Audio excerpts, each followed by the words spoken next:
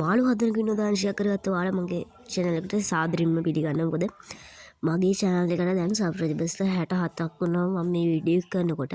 ඉතින් ගොඩක්ම ස්තුතියි. මොකද ඔයාලා හොඳ subscribe කරලා comment කරලා තිබ්බා. ඉතින් බොහොම ස්තුතියි views තිබ්බ videos වලට. ඉතින් ඔයාලට අනිවාර්යයෙන් ඉස්සරහට videos ඕන comment කරන්න filter එක ඉල්ලපු එක්කෙනාටත් කියන්න තියෙන මට. ඉස්සරහට රැඳිලෙන්න මොකද filter video එන පොඩක් පරක්කු වෙනවා. මම අනිත් වීඩියෝස් කරන ගියාම ෆිල්ටර් වීඩියෝ එකේ කමෙන්ට් එක මම දැක්කේ පස්සේ. ඉතින් දැන් මම ඒකට වීඩියෝ එකක් කරන ගමන් ඉන්නේ.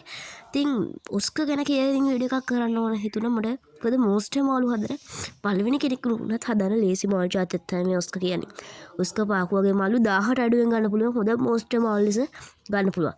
සයිසස් වලින් අඩුම සයිස් එක අඟල් 2 විතර වෙනවා. ඉතින් ඔයාලට ඉස්සරහට මම ඔස්කර් කලෙක්ෂන් එක හදන්න ඉන්නේ මගේ ඔස්කර් දෙන්නගෙන ඉස්සරහට මේ වීඩියෝ එක හරහා ඉස්සරහට බලන්න පුළුවන්. ඉතින් ඔයාලා subscribe කරාම මට views ආවන් පස්සේ මම අර විදිහට motivate වුණා. ඉතින් මම ඉස්සරහට rate එක කෙනෙක් හදනවා. මොකද monster tank එකට මොකද උනේ? දැන් ඔයාලට ප්‍රශ්නයක් වෙන්න පුළුවන්. මගේ ඔස්කර් දෙන්නයි ඇල්බිනෝ පාහුයි දාලා ඉන්නවා. මම හෙට විතර වීඩියෝ එකක් ගේන බලන්නම්. මොකද මට time තිබුණ නැහැ. ඉතින් ඒක නිසා අපි ඉස්සරහට බලමු. රෙඩ් ටේලුත් එක බයිජ් කෙනෙක් හදනවා. මට බයිජ් කෙනෙක් හදන්න මාරම ආශාවක් තියෙනවා. මොකද එල්ලි චේර් කෙනෙක් තමයි හදනවා නම් හදන්න. මොකද සෙලගා කැමති නැහැ. මම එල්ලි චේර් බයිජ් එකට තමයි ගොඩක් කැමති. ඒ එහෙනම් අපි වැඩි කතා නැතුව ඔස් ගැන කතා කරන්න යමු. මොකද අපි ඔස් කියන වීඩියෝ එකකින් කතා කරන නිසා ගොඩක් දේවල් ඔස් ගැන කතා කරන්න තියෙනවා. එහෙනම් අපි වැඩි කතා නැතුව වීඩියෝ එකට යමු. අපි ඉස්සෙල්ලම ඔස්කර් මාළුගේ ටැංකි සයිස් එක ගැන කතා කරමු. මොකද ටැංකිය නැතුව මාළු හදන්න බෑ.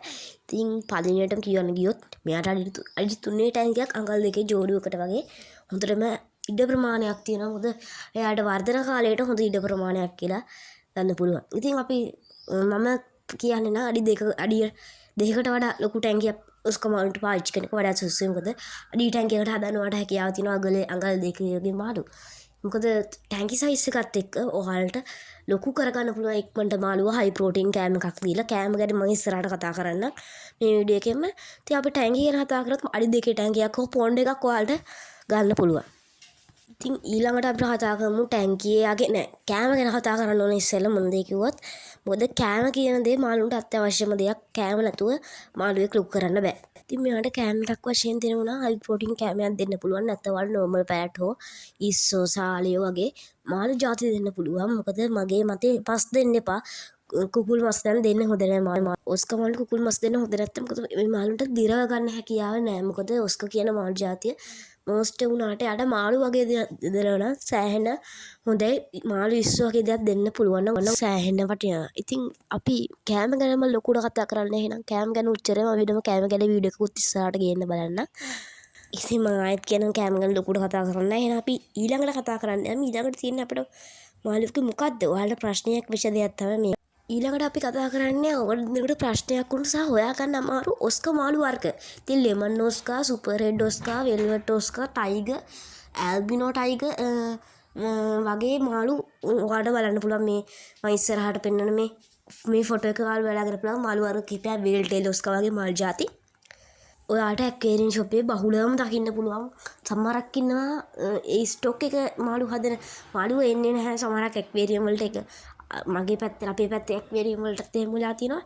මොකද සමහරක් ඔස්කර් මාළු ඉන්නවා වටිනාකමක් තියෙන මාළු జాතියක්. ඉතින් ඔස්කර් මාළු හදනවා නම් මම කියන්නේ හොඳට රැකවරණයක් දෙන්න ඕන මාළු జాතියක්. ෆිල්ටරේෂන් සිස්ටම් එකක් දීලා හොඳට හදන්න ඕන මාළු జాතියක්. ඉතින් මම ඔස්කර් වර්ග ගැන කතා කරන්න යන්නේ නැහැ. මොකද මට ඒක කතා කරන්න ඕනේ නැහැ. මොකද වාගාවක් තියෙන්න පුළුවන්. වාගාව ඇක්වේරියම් ෂොප් එක බහුලව දකින්න පුළුවන් නෑ.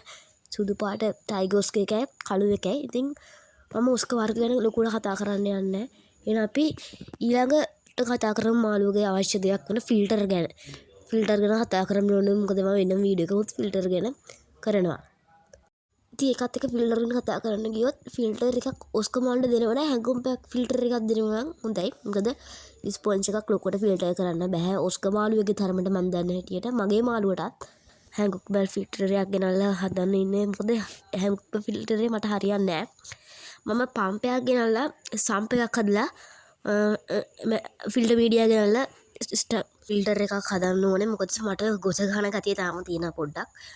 මොකද මම සම්ප් එක ගැන කතා කරන්න කිව්වොත් මම ඉස්සරහට සම්ප් එක ගැන වෙනම හදන වීඩියෝ එකක් ගේනවා. මොකද ඔස්කර් මාළුවන්ට කෑම දෙනවා වැඩි නිසා අනිවාර්යයෙන්ම ඔයාලට සම්ප් එකක් ගෙනල්ලා ෆිල්ටර් සිස්ටම් එකක් දෙනවා නම් වඩාත් සුදුසුයි. ඉතින් ඊළඟට අපි කතා කරමු ඔස්කමාලු ගැන.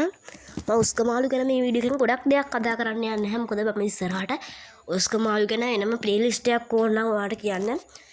කමෙන්ට් කරන්න අනිවාර්යෙන්. මොකද මම වීඩියෝ එක මෙතනින් එන්ඩ් කරන්න හදන්නේ. මොකද මම ලොකුවට ඔස්කමාලු ගැන කරන්නේ නැහැ.